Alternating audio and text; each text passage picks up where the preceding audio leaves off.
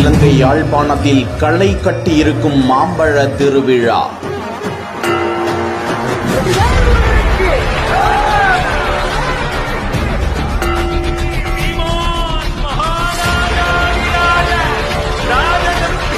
லட்சக்கணக்கான பக்தர்கள் வெள்ளத்தில் ஆண்டி கோலத்தில் சென்ற அழகன்.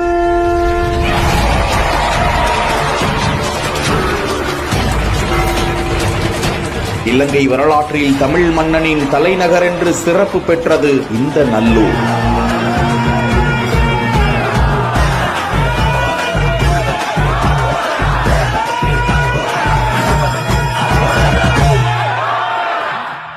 இலங்கையின் வடபகுதியில் அமைந்துள்ள பிரசித்தி பெற்ற ஆலயங்களில் முக்கியமானது முருகன்